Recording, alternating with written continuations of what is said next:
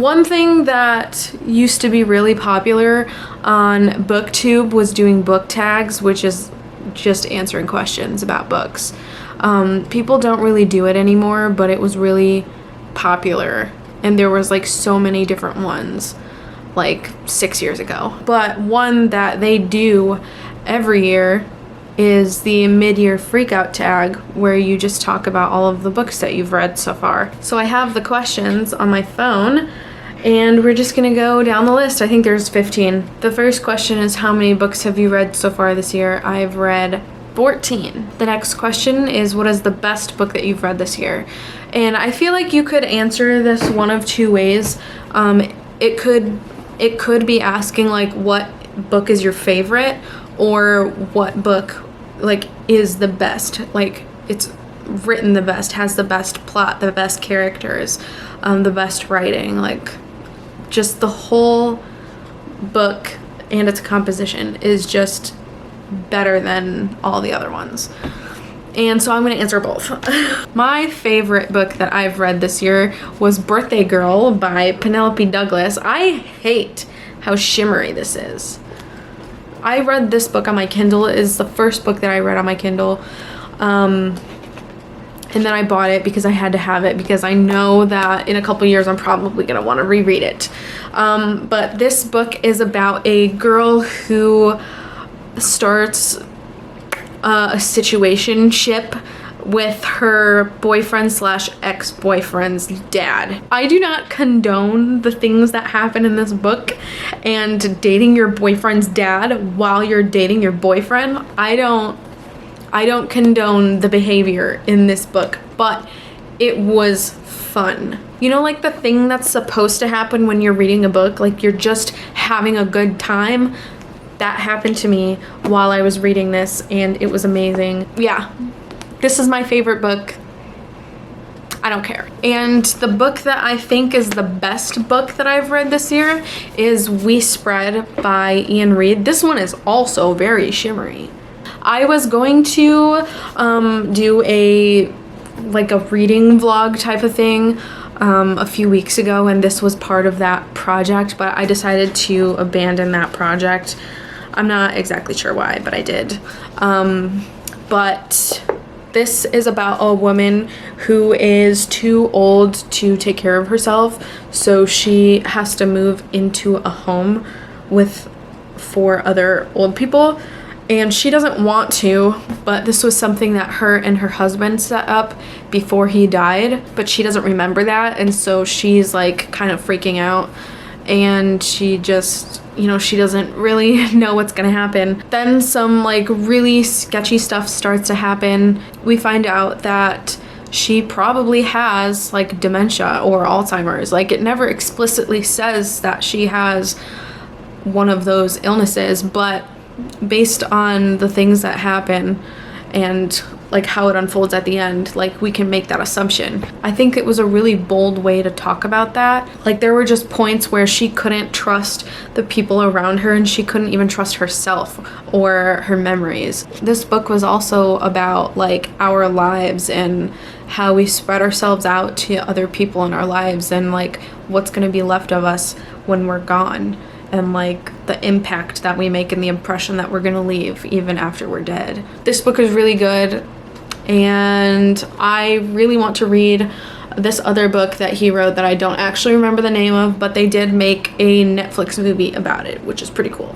The next question is, what is the best sequel that you've read this year? And my answer for this is the only sequel that I read this year, because I'm not a huge series person. I much prefer standalone stories. But I read The Perfect Marriage by Geneva Rose last year. This woman frames her husband for the murder of his mistress. So that's insane. But that was my favorite book that I read last year. And then the sequel came out this year, The Perfect Divorce. This is the events after The Perfect Marriage. I think it's like a year or so later. But she is now trying to kill the man that she married and had a kid with, who helped her kill her husband's mistress, her previous husband's mistress. So that's wild. But yeah, this was just a trip. The main character's name is Sarah, and Sarah is a psychopath. Like, she's psychotic, she's lost her mind. But the whole time I'm like rooting for her. I wanted her to get away with everything. What does that say about me? But yeah. And in the author's note of this book, she teased a potential third book. So I will be keeping an eye out for that, and we'd better get it. The next question is, what is a new release that you haven't read yet but you really want to? So I bought a book last year that I was like really wanting to read, and then I never read it, and I still haven't read it. That author published another book this year, and it is called The Poppy Fields. Look how freaking gorgeous this book is. The pink sprayed edges, the poppy field end pages. Look at that. This is just the cutest book. This is like one of the most beautiful books I own. Anyways, this book is about this treatment center that is like out in the middle of nowhere. Like, you have to travel to get there. And what they specialize in is healing the brokenhearted. Basically, like, if your heart is shattered because of something that's happened in your life, you can go there and they will put you to sleep, and you just sleep for however long. I'm not sure how that works, but when you wake up, supposedly you're going to be healed from whatever is hurting you. And so we're following 4 characters who are on their way to this treatment center, but then like things keep coming up to like interrupt their journey to get there, and like they're getting derailed, and like things are happening, and it's just like throwing off their plan to go to this treatment center. So like for every person in the world, there's like one big question, and it's, how do we heal in the wake of great loss, and how far are we willing to go in order to be healed? The next question is, what is the most anticipated release for the second half of the year? And what that means is there a book that's coming out later this year that I'm like really looking forward to? And I don't know. I have no idea. I don't normally find out about new books that are coming out until like a month or less before they're out. So I don't know of any books that are coming out later this year. The next question is, what book was the biggest surprise? And that could mean like, I'm surprised that I liked it, or I'm surprised how the story turned out, or like I'm really surprised that I didn't like it. A book that I was really surprised that I enjoyed was Project Hail Mary by Andy Weir. This is a science fiction novel. This is a space novel, and I really liked it. It's about this man who doesn't really have any friends or a whole lot of family that he is connected to, and so he's just kind of like a loner, I guess. But he is a science teacher at an elementary school, and he loves the kids that he teaches. He loves his kids. He loves teaching. But he used to work for NASA, I'm pretty sure, because they get into contact with him and they're like, there are microorganisms like eating our sun. Like, the sun's gonna die. And everybody knows, because we find out when we're like 7 years old, that if the sun dies, all life will cease to exist. We can't live without the sun. And so they need him to help them find a solution for this problem. And so, you know, he ends up going into space and seeing like what we can do to help the issue, or if there's nothing that we can do. And it was really good. Some of like the scientific jargon was getting me, and it was like at that point I was not listening. I was lost. But as soon as that was over and we were back in the story, like I was in it. I was invested, and it was really good. I ended up caring so much about their situation and what was going to happen to the main character. And he even became friends with an alien that he met in a different galaxy, which is just wild to think about, but it was so wholesome. It's getting turned into a movie, I think next year, and so I'm really excited for that to come out. The next question is, who is my new favorite author? Like a debut author or just somebody that is new to me. And I'm gonna have to go with Ian Reid. That book that I was talking about earlier, We Spread, Ian Reid. He is not a new author, but he's new to me. That was the first book that I ever read of his. I think he's probably my new favorite author. The next question is, who is your newest fictional crush? So I don't typically have fictional crushes, so it was a really big surprise to me when I fell in love with Adrian Colpin from Life's Too Short by Abby Jimenez. He is her hot lawyer neighbor who like is just trying his very best, but his girlfriend dumps him because for some stupid reason, and so he befriends his neighbor and helps her take care of her baby that isn't her baby, it's her sister's baby, but like her sister just left her with the baby and didn't say anything, and so now she's in charge of the baby like out of the blue. And so he's just like, let me help you, like I can hear you up at 2 a.m. because this baby.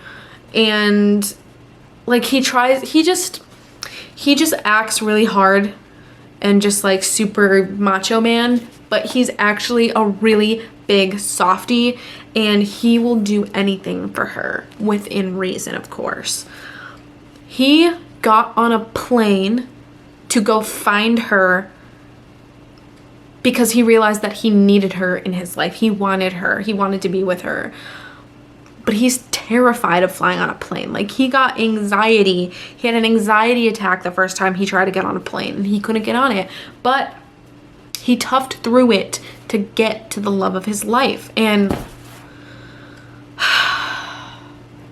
the next question is, what is a book that made you cry?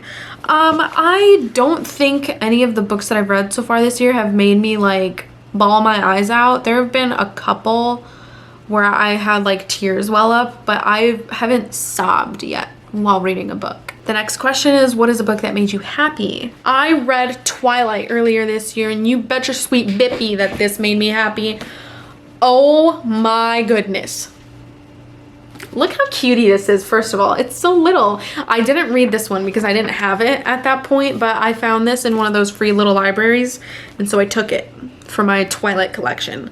But yeah, I read this in January, and it was a really fun time. I've read it once before, but reading it again and just having a blast. Like I had the most fun reading this the second time than I did the first time. The next question is, what is the most beautiful book that you've bought this year or received this year? Okay, so I have a stack.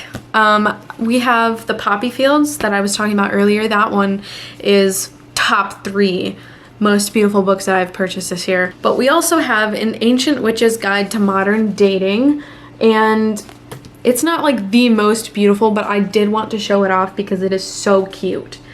It is purple and pink, and look at the little witch's cottage and where she lives. It's so adorable. There's purple pages, and the back is even cute with the little cauldron and the little phone. I can't wait to read this. I'm saving this for October when it's spooky time, but I cannot wait to read this.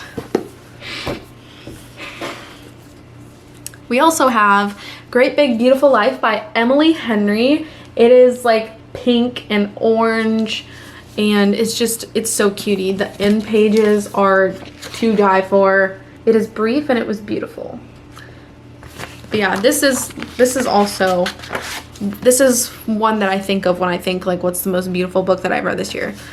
I didn't read this, bought this year. The original cover is mostly orange, but Barnes & Noble came out with this pink one, and I'm so glad that they did because the orange one is not my favorite, but the pink one. And then we have Bury Our Bones in the Midnight Soil by V.E. Schwab. This is a lesbian vampire romance, but we'll talk about that a different day. But ooh, look at that. This one isn't like the most beautiful thing, and I think not everybody would think that it is, but I really love this cover. I love the shade of blue that they went with the yellow and the flowers in the background. I cannot wait to read this later this year. And lastly is a book that I didn't buy myself. Joshua bought this for me. It's Love Like the Falling Petals. I went with him to a Japanese market in January, and they have, so it's a grocery store with a food court with a gift shop, and in the gift shop they have books, toys, stationery, like just small gifts. It's like the cutest place ever. And I was looking in the bookstore section of the gift shop, and I saw this. I didn't buy it. I picked it up and I was looking at it for a minute, but I didn't buy it. And he went back to the market a couple days later with one of his friends, and he just came home with this. And he gave it to me. So even if I read this and I don't like it, I'm never going to get rid of this. But look how cutie. And then here's the back. She's old now. And let's see, is there anything on the front cover? No, it's just pink, but it's still so sweet. I don't know if you'll be able to see it, but I put my book stamp thing. The next question is, what books do you need to read by the end of the year? The first one would be this one. I don't know if I'm going to be able to live with myself if it takes me 80 years to read that, because like he went out of his way to go buy that for me. So like why am I gonna wait ages to read it? You know what I mean? And so I would like to read that by the end of the year. I also need to read Verity by Colleen Hoover, which I am not looking forward to at all. This is about this woman who gets hired to ghost write the rest of a series by this woman named Verity, because Verity is in a coma and so she can't finish the series herself. And then a bunch of other weird stuff happens, but I don't like Colleen Hoover as an author. She writes like really like her stories just really cross the line for me. So like one of the books that I've read of hers was literally incest. Like this girl and her stepbrother have a kid together, and apparently that's romantic. And another book that she wrote, this girl was in a really tragic fire when she was a kid, and as an early 20s adult, she meets this guy, and they like kind of hit it off on the first day that they met, but they make this really weird pact to only speak to each other like on this same day, one day per year. And so like they have one day together and that's all, and then they have to wait a year. But like they've been doing this for multiple years, and on year 6 she finds out that he's the one who set her house on fire. A lot of her books like romanticize like abusive relationships or like abusive situations, and I'm really not about it. But my mom bought this for me. She read this book and she really, really loved it. And they're making a movie next year, so she bought this book for me so that I could read it before the movie comes out, so we can go see the movie together. So, and then I also need to read The Measure by Nikki Erlich. This is that book that I was talking about earlier that I really, really, really, really, really, really, really, really, really, really, really, really, really, really wanted to read, and then I never read it. It's about, so in this book, we're following 4 different people who are not, like, they don't know each other. We're just following them in the story.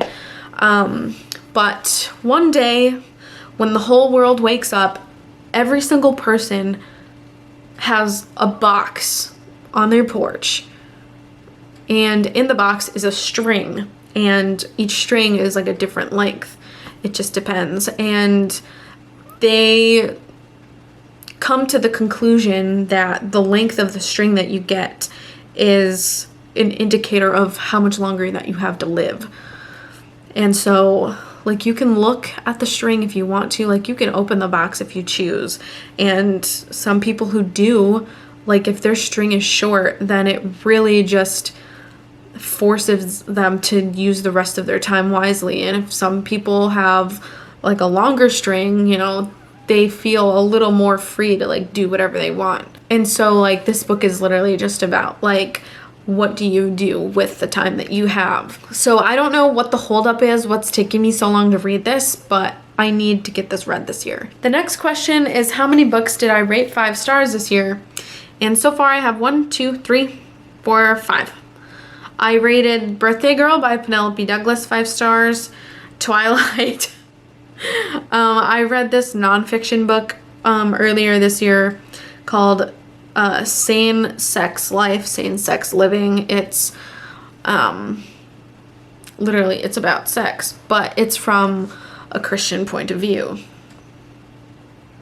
I also rated The Perfect Divorce that I was talking about earlier. Another book that I rated 5 stars was Broken Country by Claire Leslie Hall. This book is about this woman who is married to this guy, Frank. They live on a farm together, and they had a son who died when he was like 5 years old. And one day, this really aggressive dog like runs on their farm and he kills a couple of their sheep. And so Frank's brother, who also lives on the farm with them, shoots the dog, and a kid witnesses it, and he's like, hey, you shot my dog. And the kid turns out to be the son of this woman's ex-lover from when they were teenagers. And so we get a back and forth of her life when she was with this guy when she was a teenager, and now when she's married to Frank, and like reuniting with her ex-lover, and like how that is. And it's just, it was a really amazing story. It was sad. It was really aggravating sometimes, but I really did like the writing. I like the way that she told the story. And there's also like a thriller element to this book too, because not only are we following those two perspectives, we're also following a trial. Somebody's been murdered, but we don't know who it is. We don't know who the killer is either. And so like that's unfolding while we're finding out about her history and, you know, what's been going on lately. So the next question is, what books do you want to reread this year? I think I'm good on the reread since I did reread Twilight earlier this year. I used to reread books a lot a couple years ago because I had these favorite books that I just wanted to read again. But I don't think that I'm going to reread any more books this year because I have so many that I haven't read at all. So I would really like to focus on those first. The next question is, what is a book that I enjoyed that has mixed reviews? And I think it would have to be Pride and Prejudice. A lot of people either like are really obsessed with it and they love it, or they couldn't really get past like the language, because like the way that they spoke during that time is nowhere near like how we speak today, and so it's like hard to follow sometimes just because of the language barrier. The last question, and I really need to hurry up because my camera's dying, is what books are you hoping would be a 5-star rating? And so Love Like the Falling Petals that I was talking about earlier, The Measure that I was talking about earlier, there's this book that I want to read called Incidents Around the House. Like, this kid is traumatized because his mom is like being really sketchy and like talking to herself and like staring in the corner and just like weird things are happening around the house. And so like that sounds really scary. It's the same author as the guy who wrote Bird Box. I don't know if you've ever watched that on Netflix, but that book was really good too. And then there's this book called Pack Up the Moon by Kristen Hanna, where this woman dies and leaves letters for her husband so that he can like get on with his life, because she knows he's not going to be able to. And so like she knew she was going to die pretty much. I've heard that trope plenty of times, so I don't know if I'm going to get anything new out of it, but yeah. that's all I have for this video. I hope you enjoyed it, and I hope that when you go to bed tonight, you sleep really good, and